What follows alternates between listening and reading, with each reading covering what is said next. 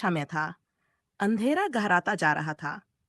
अजय और उसके 3 दोस्त, रितिका, विशाल और नेहा, एक पुरानी सुनसान हवेली की ओर बढ़ रहे थे, जिसके बारे में गांव में भयानक कहानियां सुनाई जाती थीं।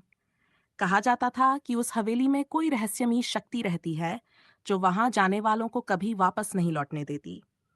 चारों ने ठान लिया था कि वे इस हवेली के रहस्य को जानेंगे। हवेली के बाहर खड़े होकर उसकी पुरानी, टूटी-फूटी दीवारों और दरवाजों को देखकर उनके दिल में खौफ उमड़ने लगा, पर हिम्मत दिखाते हुए उन्होंने दरवाजा खोला। दरवाजे की चरमराती आवाज सुनते ही उनके रोंगटे खड़े हो गए। अंदर चारों ओर अंधेरा और धूल थी, जैसे सालों से वहां किसी ने कदम न रखा हो। वे धीरे-धीरे हवेली के अंदर बढ़ने लगे। हर कदम के साथ उनकी धड़कन तेज हो रही थी। अचानक हवेली के भीतर से एक धीमी आवाज सुनाई दी, जैसे कोई हल्के से फुसफुसा रहा हो।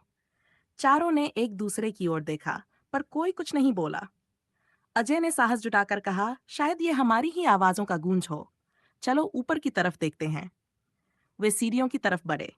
सीढ़ियां बेहद जर्जर थीं, जैसे किसी भी समय टूट सकती थी। जैसे ही उन्होंने पहली सीढ़ी पर कदम रखा, वहां से एक तेज हवा का झोंका आया और उसी के साथ एक ठंडी गूंजती हुई आवाज। तुम लोग यहाँ क्यों आए हो? वापस चले जाओ। नेहा कांपते हुए बोली, ये क्या था? हमें यहाँ नहीं आना चाहिए था। लेकिन विशाल ने उसे शांत किया। शायद ये हमारी ही कल्पना हो। डर से हमें ऐसा महसूस हो रहा है। वे जैसे तैसे ऊपर की मंजिल पर पहुंचे, जहां एक बड़ा कमरा था। उस कमरे के बीचों बीच एक पुराना आईना था, जिसका कांच धूल और जाले से ढका हुआ था। रितिका ने उस आईने के पास जाकर उसकी धूल साफ की।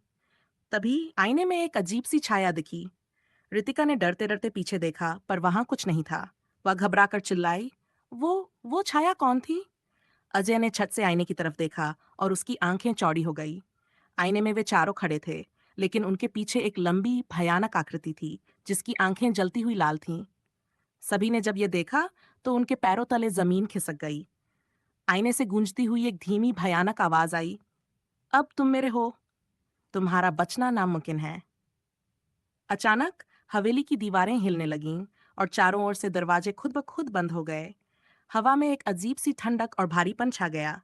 चारों चिल्लाने लगे, पर हवेली में उनकी आवाजें कहीं खो गई और फिर बस सन्नाटा रह गया। हवेली की परछाइयां अब हमेशा के लिए उनके साथ थीं।